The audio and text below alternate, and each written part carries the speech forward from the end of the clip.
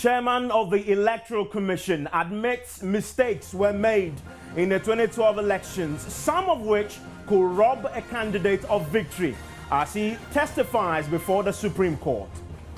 When we do the training, we tell people to watch out for the possibility of transportation errors. We have seen them where they have resulted in the defeat of candidates who should have won the election. We examine details of his testimony from the perspective of the parties involved in the trial. This is Top Story with Evans Mensah. Top Story is brought to you by Bond Financial Services, your success, our passion, Belacra Mineral Water, the new generation mineral water. It's also brought to you by Lifebuoy, still 100% better germ protection. Also by Blue Rose Limited, Shelter for All, and Star Life Assurance. Mistakes were made. You can call it transpositional errors capable of robbing a candidate of victory. That's according to the chairman of the Electoral Commission, Dr. Kweju Afarajan, who testified today before the Supreme Court in the ongoing election petition hearing. Those words would have struck a controversial chord among the parties in the case, but Dr. Farajan also used significant parts of his testimony to contradict some earlier claims made by MPP 2012 running mate Dr. Bawumia. In elections, the data is scanned.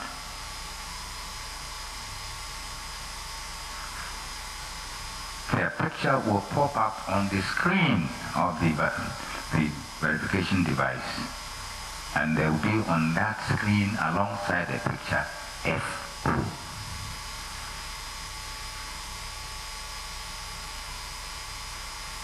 And FO means face only verification. Dr. Afarajan, you heard Dr. Bawumia's evidence in this court on face-only registrations. He said there were 3,196. What comment do you have on that? I don't know where he got that figure from, my lord.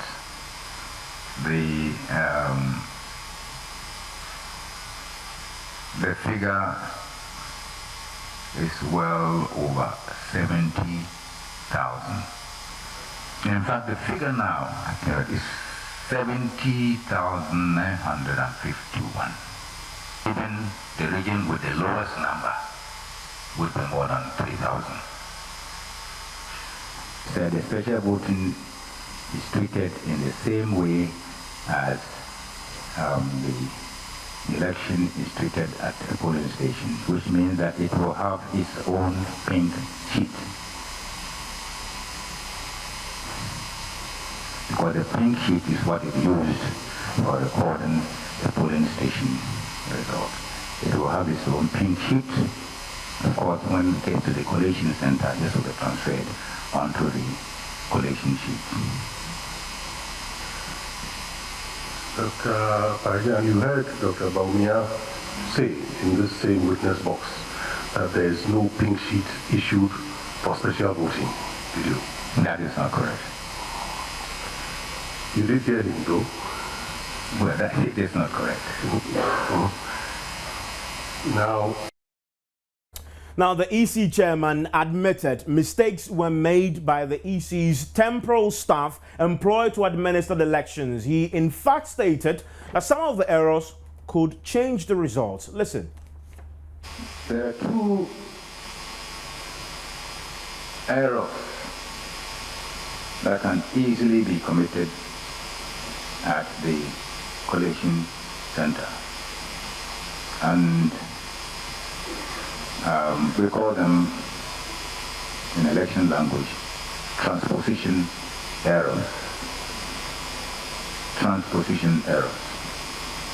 And let me tell you that some of these things have occurred.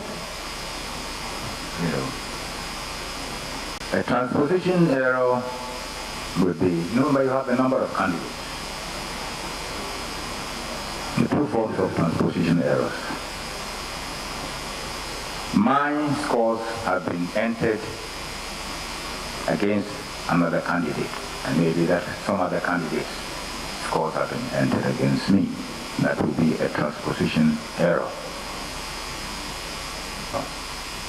But one form of transposition error is the exchange. A's results have been given to B, and B's results have been given to A. It's a transposition error. Another transposition error that can occur at the collision center is taking the score from the print sheet onto the collation sheet. And that one also occurs.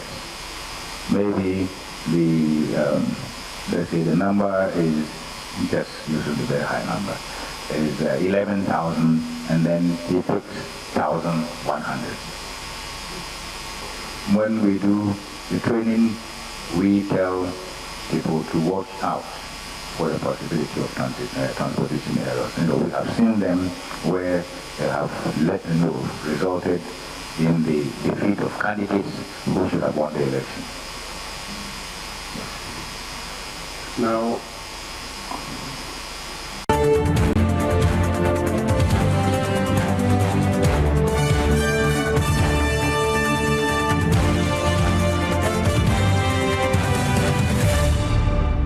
I'm joined on line right now by Abraham Amaliba. He is a member of the NDC legal team. I'll be joined shortly here in the studio by Barbina Sama, Barbina Sama, who's a spokesperson for the MPP legal team. Let me start with you, Ms. Amaliba. That last comment we had from Dr. Afari-Gyan, I'm sure you were in court. What did you make of it when he admitted there were errors, transpositional errors, that indeed could affect the results? I'm not sure he said there were transpositional errors in the 2012 election. What I understood him to be saying is that transpositional errors have the potential to rob a candidate of victory.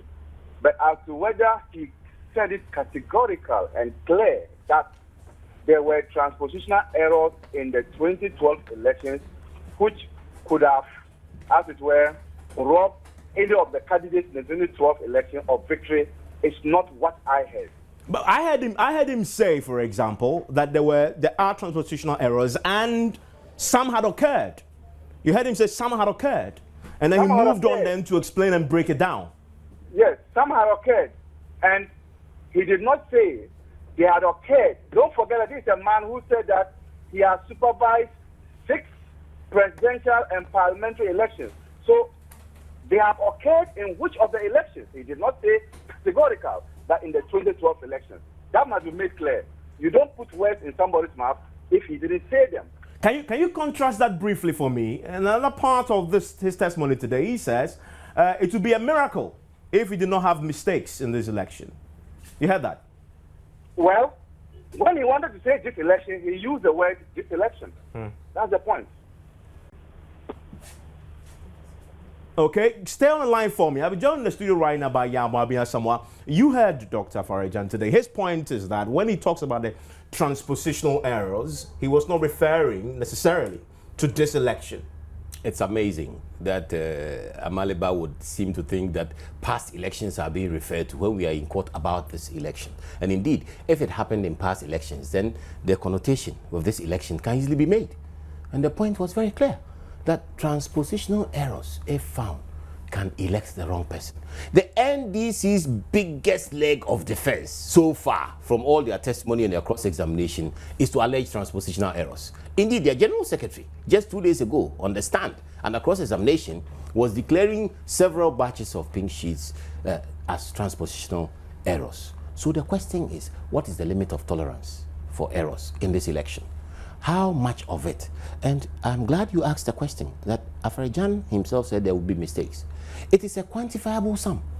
He is also been heard to say that the standard limit of tolerance is 4% around the world. That in an election this size, you should expect about 4% level of error. So if you have 46% level of error as demonstrated by the petitioners, will this stand up to the test?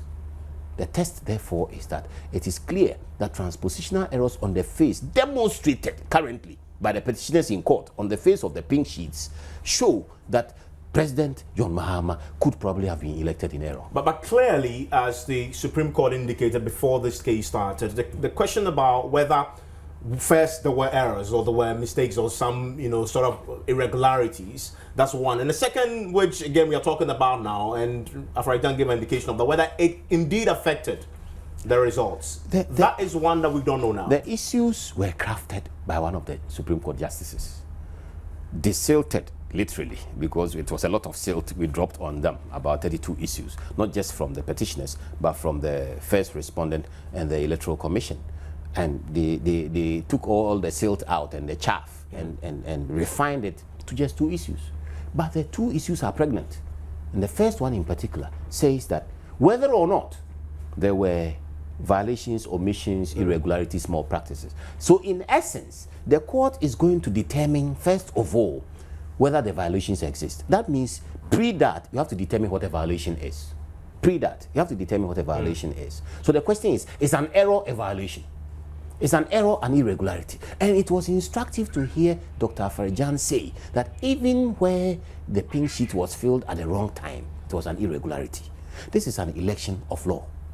This is an election governed by clear rules and regulations. And anytime you breach any of those rules and regulations, you are committing an irregularity, you are committing a violation, or sometimes you are committing a downright malpractice where you are writing things where you are not supposed to put them. And so, based on these definitions, the Supreme Court is very likely, and I'm not ahead of the court, but it's very likely to determine whether or not there were these violations, accept the definitions, and go ahead then to count them and determine whether there was impact. And I'm saying, largely, out of the petitioner's case, we have presented at least 46% of the total result of this election as being doubtful. Mr. Maliba, you heard Dr. Afarijan today. I'm wondering, listening to that from the side of the NDC and the president, did you get an indication of some corroboration of some of the evidence that you've already led?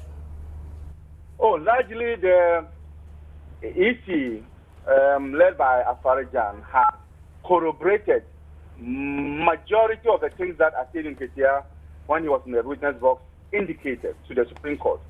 Indeed, he indicated that pink sheets were used in special voting, compared to what Baumia said that there were no pink sheets used. Indeed, he indicated that when you talk about the issue of coding of the ballot stations, he also indicated that the same polling station that was used for special voting was also used for the regular voting. That was what Asiedu Nketia said. Indeed, he corroborated what Asiedu Nketia said when he, in his evidence in chief, he indicated that the elections were free and fair. He said so in what he said today. So for me, largely one can say that up to this point, Asiedu Nketia's evidence has been corroborated by the EC. I wonder though, just moving on, because we expect that all things being equal, when this case is called on Monday, possibly he might finish his evidence in chief. Will you cross-examine him? I saw our lawyers, and I'm talking about Chikata and Tonelita, taking down copious notes. And if that is anything to go by, yes, they will seek some further clarification from the EC chairman, and that will be a way of trying to let the EC chairman explain some points that were not exactly clear to them. Thank you very much, Abraham Amale. But Mr. Bemrasama, he makes a very important point about some of the key contradictions today that Dr. Afarijan indeed presented. Key amongst them, the FOs, face-only identification individuals. He says there were over 70,000 people. Your client had said there were 3,000. Again, he talks about special voting. He says, well, special voting, when you go to those polling stations, they have pink sheets there, contrary to what your client had indeed said. those ones are key.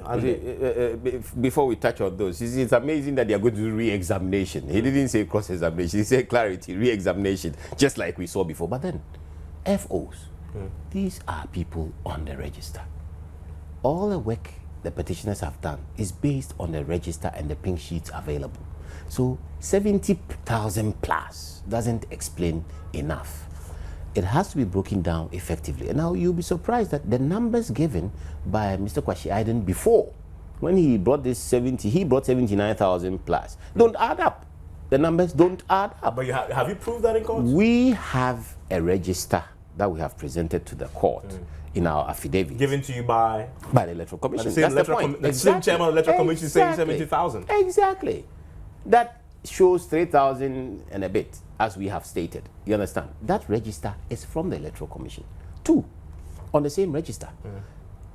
Mr. Sedin Kasia said the provisional register was the daily printout. And that we had a daily printout, so we had a provisional register. Clearly today that was debunked. A provisional register contains pictures, which the daily printout doesn't. And we are going to interrogate the register issues extremely carefully, because how dynamic the register is will come into issue. When was it closed? And when was it kept open for how long? Then you go to the last matter. The debate about the special voting, whether they had pink sheets at these polling stations. We are going to contend it vigorously, because special voting spaces on the coalition sheet appear to be treated differently. There's a very important question I want to ask. I don't know if you have time to do that, but looking at the man and what he said, he's the Electoral Commissioner of Ghana. He's chaired all the elections, at least he said himself, since 1992. He's done it all over the world, indeed. It's pretty difficult to contradict him. No, I'll be very frank. I thought, and this is my private opinion, this is not my party's opinion, I thought he was prepared to save his reputation and damn the election. He started off by delivering his CV, tried and tested, and then he made a fetish of listing all his problems associated with the people he had to work with, trying to demonstrate that he didn't have the best of temporary staff, and therefore those temporary staff were prone to mistakes. But there, what he should have asked all of us and himself was whether or not after 6 elections he hasn't built up a pool of tried and tested temporary staff, and why is he not utilizing that staff? So to say that for every election you use new people you barely train and hand over very sensitive functions to them and expect that they will be forgiven for their mistakes is way off. And so I sense that he will tell us the truth, the whole truth and nothing but the truth, but only strategically in a bid to extricate his professional face from the current situation. Key questions that indeed will pan out in the coming week, because it will be called again on Monday, we understand. But that's it for Top Story. You want to join us on Newsnight? The question I asked him about, how much weight do you place on his testimony? Some are calling him an expert witness because of the sheer knowledge he has when it comes to elections. Can you call him that? And will that change the value you place on what you heard today at the Supreme Court? Join us on Newsnight as we interrogate that. My name is Evan Spencer.